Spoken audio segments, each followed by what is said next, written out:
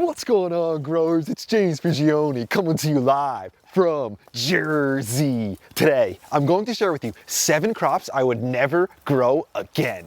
Let's go! I have to admit, ever since I planted these crops, they've been nothing but problems. As backyard gardeners, space is one of our most precious assets, so we cannot waste it. And time, it's so important too. What we cannot do is waste our time and our space. That's what I don't want to happen to you, and it's what's happened to me with a lot of these crops. So the first crop I would never grow again is this one right here. This is the Flying Dragon Hardy Orange tree. It looks pretty cool with some of the fruit on it.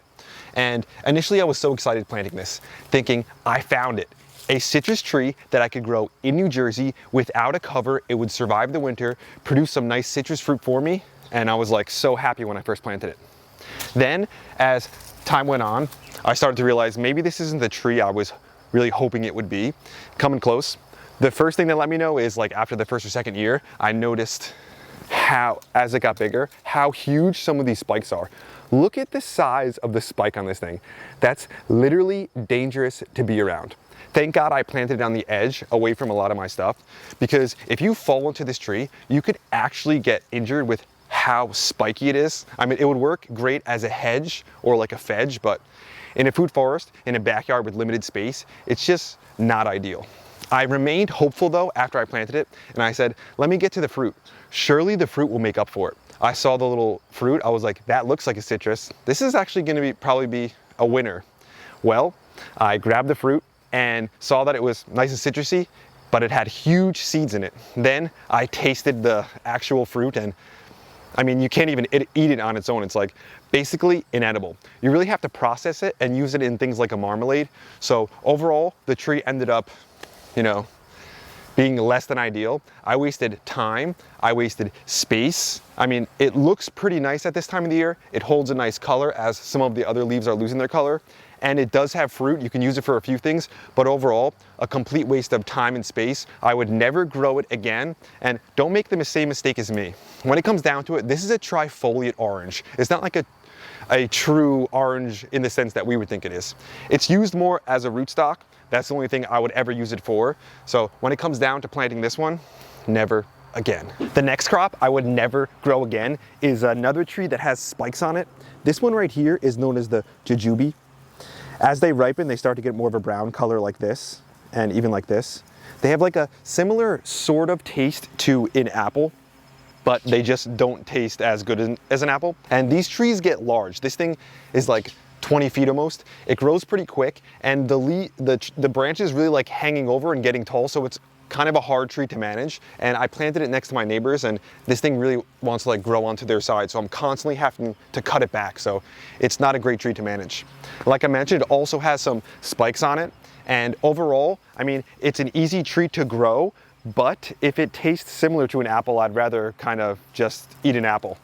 Also, if you want, you could take the fruit when it's starting to ripen, you could bring it inside and dry it out. That's when it tastes better, and then it gets more of like a date taste. Some people call it the Chinese date. It gets sweeter as you dry it out. Come over here. This variety has relatively small fruit, but if we move to this one, this is known as the Li. It's a self-fertile one, and the fruit is much larger. So this is a bigger fruit, as you see right here. So this one's pretty good. But again, the trees get really massive. They have spikes on them. I'll show you some of the spikes up close. And another thing about this tree that I don't like is that it shoots out root suckers. Like down here, here's one I missed. Here's a sucker, it shot up out of the ground. And now these fruit are tiny on the new growth. Look how tiny these are. So I'm gonna have to remove this sucker. And then you have to go around and just like take a spade and dig up all the suckers that pop up, so it's pretty annoying. Even if you come in right here, when I went to grab it, I got spiked with something that's in my skin right there. I gotta pull that out. So overall, it tastes similar to an apple, but again, I'd rather just get an apple. These trees are even more expensive than the apples. I went online, I looked up like a dwarf Honeycrisp apple. The thing was like 50 something dollars. I looked up one of the Jujubes, it's like $70.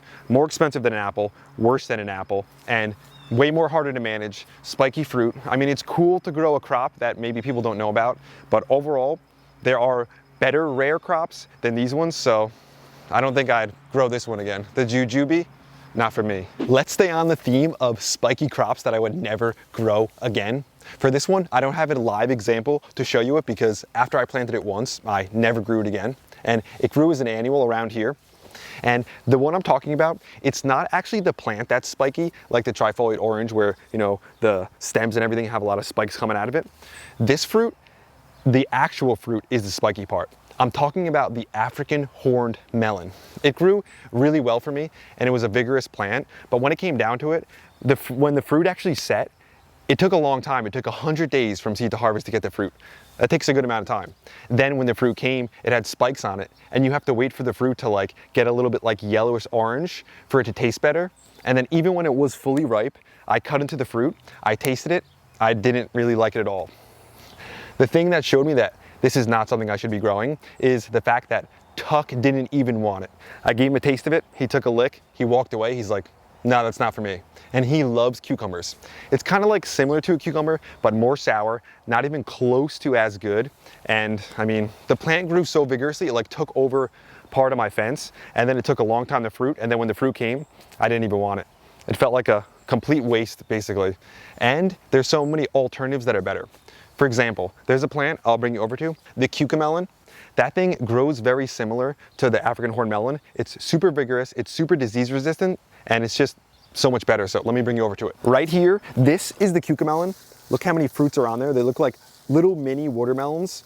They have a tiny hint of sourness, but they have such a great texture. It pops when it goes in your mouth. The plants grow incredibly vigorous, and it sort of reminds me of that African horned melon, but it's just way better. It's not spiky, it grows super vigorous, and it's a plant that it's an annual, but I almost like consider it a perennial because I put this thing in the ground one time, and now for years and years, it constantly comes back. If you look down, it puts out so much fruit, you literally can't even keep up with eating it, and then you don't remember to grab all the fruit, so then seedlings pop up. What I do is I allow one seedling to grow every year, one or two. It takes over the whole fence line again. It produces fruit for me late, and it's such a better option than the African horned melon. Pretty dang it, the cucamelon. Another crop I would never grow again is this one I'm just tangled inside of. This is the autumn olive, and look how massive these things are. These are in the Elaeagnus family, which means they're nitrogen fixers, which also means that they have a symbiotic relationship where they can take atmospheric nitrogen and they store that on their roots, and then they can use that nitrogen to then like grow super fast. So these things grow incredibly fast, and you might be thinking, oh, a fast growing plant, that's great. But these things become invasive in certain locations. They're tough to keep up with. They could take over a whole area. I mean, they've taken over this back corner here, so I'm thinking about even removing them in the future. The fruit doesn't taste good. It's good for birds. It's often called the silver berry. It has like these little silver dots on the fruit, and when you try to eat it fresh, it's tart, it doesn't taste good, and then even when you use it in jams and jellies, I just don't even like it for that. I'd rather use something like raspberries or strawberries or blueberries. So in my opinion, with how big it gets, how poor the fruit is, it's just not an ideal plant for a backyard garden. Maybe if you have a lot of space, you could use it. It has a function. Maybe in settings where you can't grow things well, this thing could grow well because it's a nitrogen fixer. Overall though, the autumn olive, I'd never grow it again. Right here, we have the Aronia berry bush. This is probably like the best of the worst crops that I'm sharing with you, even though that might not be saying much. Regardless though, it's a beautiful plant. It has these small red berries, and when it's full of foliage, it also looks beautiful, the whole entire plant. But one thing I don't like about it is you can't eat the fruit unprocessed. The berries are known as choke berries for a reason. You try to eat them when they're fresh, they're so astringent, it gives you that dry mouth feeling that's really odd, and it's just super unpleasant. You could use them for jams and jellies, which is nice. And if you have a location where you're in maybe like an HOA and you're not allowed to grow edibles, it could be like a good hidden edible because most people won't know what it is, and it looks beautiful too. But when it comes down to it, I think something like a blueberry also looks beautiful. It can be kind of like a hidden edible, and all the great things you can get from the Aronia berry, the blueberry gives you too. But you can eat the fruit when it's fresh, when it's ripe. You don't have to process it. So I would go with the blueberry definitely. Regardless though, it's a nice looking plant. It's in the rose family, and it's just the best of the worst. When it comes down to it though, if you're in a limited space and you can only plant a few things, I wouldn't grow this one. If you have a lot of space and you want to try something a little different, the Aronia berry is an okay option. Just for most backyard gardeners, stick with the blueberries. Look at the size of this tree. It is absolutely massive. It looks healthy, it looks nice, but it's another crop I would never grow again. This one is the Japanese raisin tree. I've been growing it for like 8 years now, and I've never seen it fruit, which is unfortunate. The funny thing is, it's not even the fruit that's the edible part. It's the swollen stalks that connect the fruit to the branches. That's the edible part, but since I've never had the fruit, I've never even got to taste those swollen stalks. They're supposed to taste like a little bit like a raisin. That's where it gets its name, the Japanese raisin tree. Overall, the tree does look nice. It has nice dark green foliage. It grows incredibly quick, but I mean, that's not a good thing for backyard gardeners. It's taking up way too much space, and it grows not like a tree. Like when you break it on the inside, it's like thinner on the inside. It's not like, it doesn't grow like a true tree. That's why it gets so big so quick. Overall though, it's been an absolute waste of space. It's been 8 years of wasted time.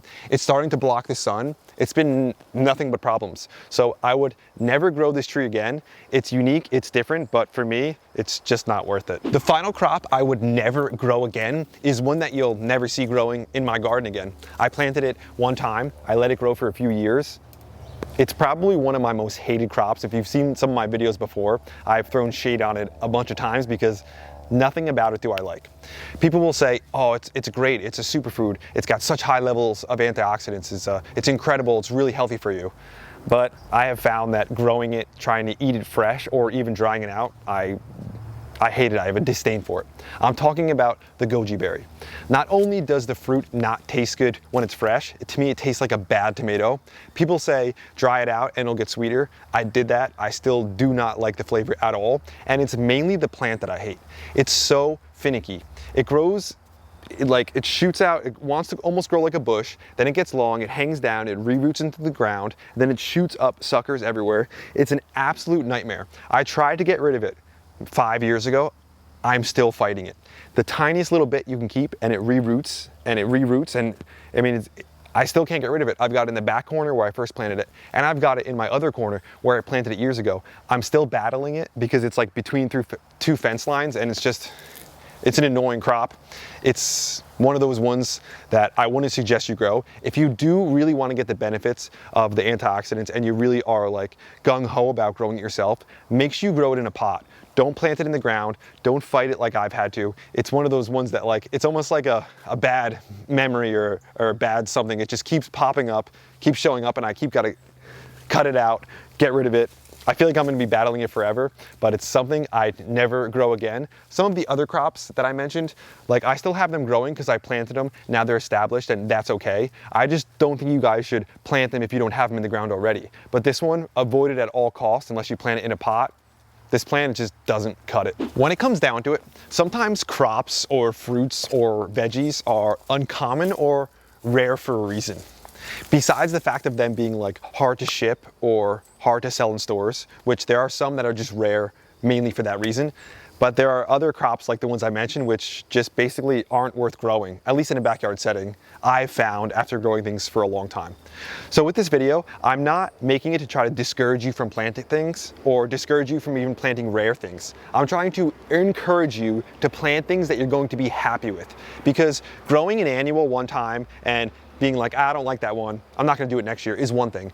But growing perennials that take maybe 3, 4, 5 years to get the fruit, and then once you get the fruit and you find that you don't want it, that feels like a waste of time. That feels like, it's upsetting, it's annoying. I've done it with a number of crops. And then sometimes there's people online that wanna praise these super rare crops and be like, oh, this is the hidden crop or something. But when it comes down to it, you grow it, it's I've found that there's very few things that are better to grow or more rewarding to grow than just a simple strawberry, a simple raspberry, or even a blueberry. There are some rare crops that I found which are great options and things that you should try because they're pretty dang good.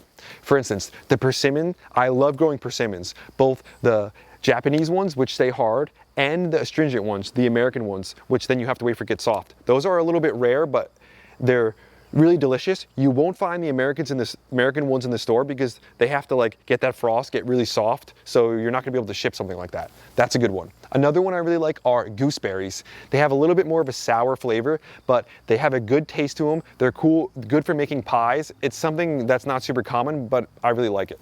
Another one is a ground cherry. That one's an annual you can grow. It comes back every year like a perennial.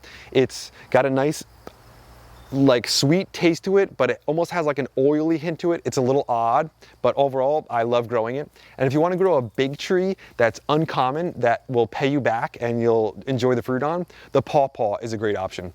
So what I'm saying is there's good fruits out there that are rare that you should try. The ones I named this video, I wouldn't waste my time on them. That's today's video, growers. Thanks for watching. I hope you enjoyed it. I hope you got something out of it. Feels great to be out here. Even though the garden's winding down, we still have a lot of the fruits, like the later ones, like a pear. I got to show you a clip of the biggest pear I have ever grown. It's huge. I mean, like, I didn't even think it was real. We still have the pears. The persimmons, we'll be harvesting those in December. We still have plenty of apples in the trees. So it's pretty funny how the frost is like only a few days away, the first expected one, yet we're still getting fruits and veggies and harvests, and we still have our cold hardy veggies. So the gardening season definitely isn't over. I wanted to send a thank you to one of our new channel members, Elizabeth Blanche. Thanks for being a part of Team Grow. Thanks for having your hand in everything we're doing out here. I also wanted to mention to go over, check out the community over at teamgrow.us. We have thousands of people on there posting their wins, posting some of their questions, and we're all just gonna be on there just doing our best to grow a better future together. If you enjoyed the video, hit the like button, hit the subscribe button, share with your friends, grab some of the merch. We've got a bunch of different merch, and don't forget to hit that subscribe button. We'll be coming out with a lot of high quality value content in the near future. We'll see you guys in the next one. We